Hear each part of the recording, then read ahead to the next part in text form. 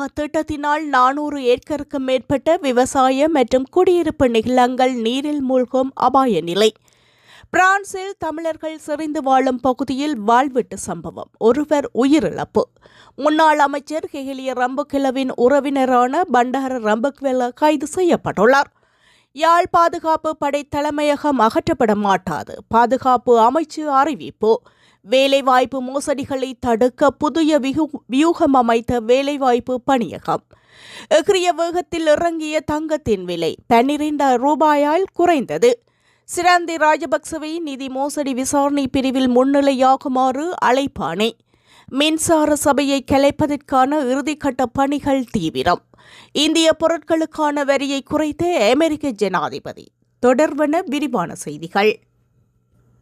கிவிலோயா திட்டத்தினால் பாரம்பரிய கிராமங்களின் 400 ஏக்கருக்கு மேற்பட்ட விவசாய மற்றும் குடியிருப்பு நிலங்கள் முழுமையாக நீரில் மூழ்கும் அபாய நிலை ஏற்பட்டுள்ளதாக வடக்கு கிழக்கு ஒருங்கிணைப்பு குழுவினால் வெளியிட்டுள்ள அறிக்கையில் தெரிவிக்கப்பட்டுள்ளது. முல்லைத்தீவில் சூழலியல் மற்றும் சமூக அபிவிருத்திக்கான நிறுவனத்தின் ஏற்பாட்டில் கிவிலோயா நீர்த்தேக்க மேம்பாட்டு திட்டம் தொடர்பான சமூக நில உரிமை மற்றும் பண்பாட்டு பாதிப்புகள் குறித்து நேற்றைய தினம் இடம்பெற்ற சமூக மட்ட விழிப்புணர்வின் பின்னர் வெளியிடப்பட்ட அறிக்கையில் இவ்வாறு தெரிவிக்கப்பட்டுள்ளது.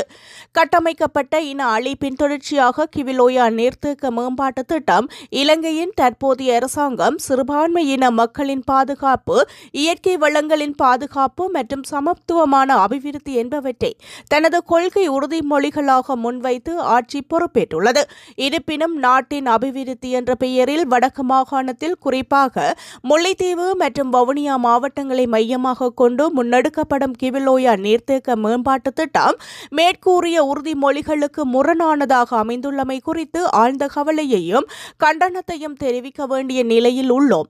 நாங்கள் இலங்கை அரசாங்கத்தினால் முன்வைக்கப்படும் எந்தவொரு அபிவிருத்தி திட்டங்களுக்கும் எதிரானவர்கள் அல்ல. அபிவிருத்தி என்பது நாட்டின் அனைத்து மக்களுக்கும் சமமாக பயனளிக்க வேண்டிய ஒரு அடிப்படை அரசு பொறுப்பாகும். இருப்பினும் அபிவிருத்தி என்ற போர்வையில் அரசின் காலனித்துவ நோக்கங்களை நடைமுறைப்படுத்தும் முயற்சிகளை நாம் வன்மையாக கண்டிக்கின்றோம்.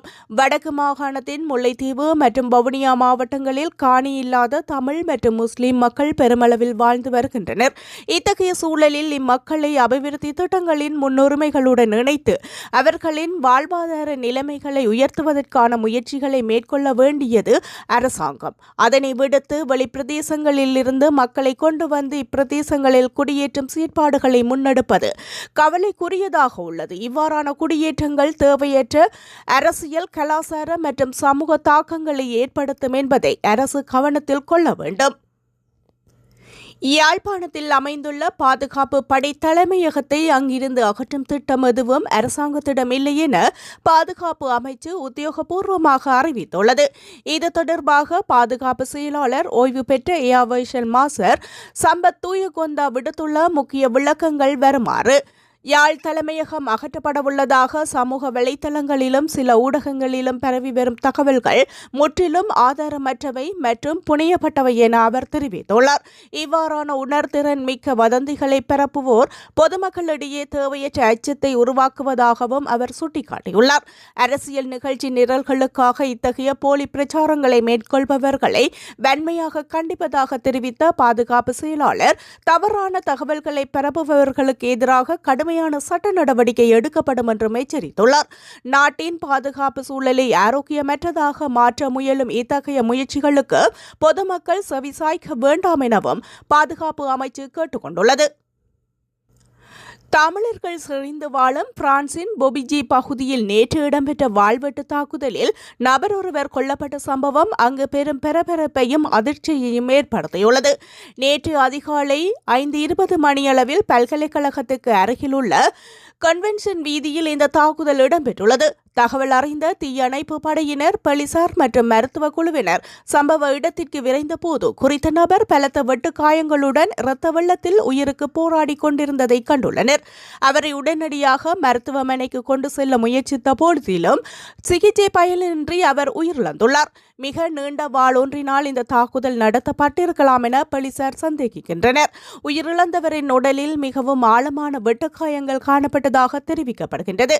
சம்பவம் குறித்த மேலதிக விசாரணைகளை பொபிஜி போலீசார் தீவிரமாக முன்னெடுத்து வருகின்றனர். உயிரிழந்தவர் குறித்த மேலதிக விவரங்கள் இதுவரை வெளியாகவில்லை.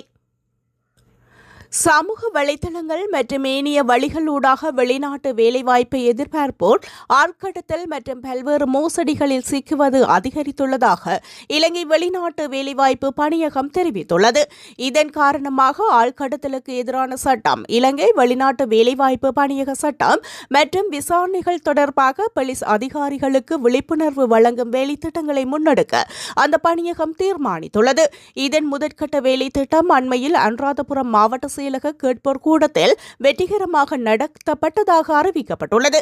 பிரதேச மக்களுக்கு மிகவும் நெருக்கமான மற்றும் உள்ளூர் அளவியல் சட்டத்தை அமல்படுத்தும் குழுவினரான போலீஸ் அதிகாரிகளுக்கு விழிப்புணர்வு வழங்குவதன் மூலம் மக்களுக்கு மிகவும் துல்லியமான மற்றும் வினைத்திறனான சேவையை வழங்க முடியும் என பணியகம் எதிர்பார்க்கின்றது. தற்போது அதிகளவிலான இலங்கையர்கள் வெளிநாட்டு வேலைவாய்ப்புகளில் ஆர்வம் காட்டி வரும் நிலையில் அவர்கள் மோசடியாளர்களிடம் சிக்குவதை தடுப்பதும் மோசடியாளர்களுக்கு எதிராக எடுக்கக்கூடிய சட்ட நடவடிக்கைகள் குறித்து தெளிவுபடுத்துவதுமே இந்த வேலை திட்டத்தின் முக்கிய நோக்கமாகும். உலக சந்தையில் கடந்த சில நாட்களாக தங்கத்தின் விலை எகிரிக்கொண்டு சென்ற நிலையில் தற்போது அதிரடியாக குறைந்து வருகின்றது.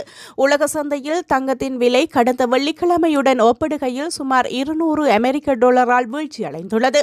கடந்த வெள்ளிக்கிழமை ஒரு அவுன்ஸ் தங்கத்தின் விலையானது 4889 அமெரிக்க டாலராக காணப்பட்டது. எனினும் இன்றைய தினம் உலக சந்தையில் ஒரு அவுன்ஸ் தங்கத்தின் விலையானது 4687 டாலராக வீழ்ச்சியடைந்துள்ளது.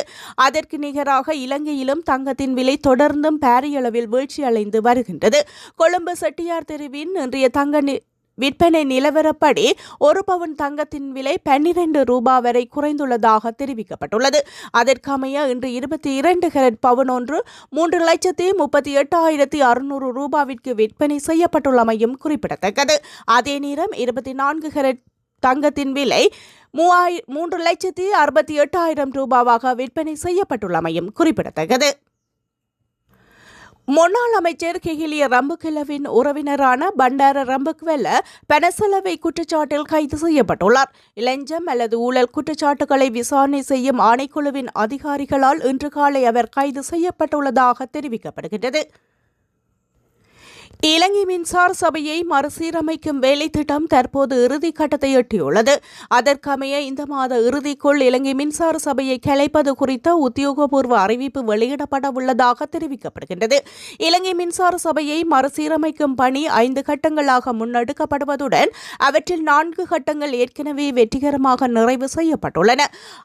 அடிப்படை ஒதுக்கீட்டு திட்டம், வருடாந்த மின் கொள்முதல் திட்டம், நீண்டகால மின் உற்பத்தி திட்டம் மற்றும் நீண்டகால மின் விநியோக மேம்பாட்டு திட்டம் ஆகிய கட்டங்கள் இவ்வாறு நிறைவடைந்துள்ளதாக மின்சார சபை மாற்றத்திற்கான செயலணியின் தலைவர் புபுது நிரோஷன தெரிவித்துள்ளார். எவ்வாறாயினும் இதன் இறுதிக்கட்டமான தேசிய மின்சார கொள்கை மற்றும் தேசிய மின்சார கட்டண கொள்கையை தயாரிக்கும் பணிகள் தொடர்ந்தும் முன்னெடுக்கப்பட்டு வருவதுடன் அதனை பிப்ரவரி மாதம் 3வது வாரத்திற்குள் நிறைவு செய்ய திட்டமிடப்பட்டுள்ளது.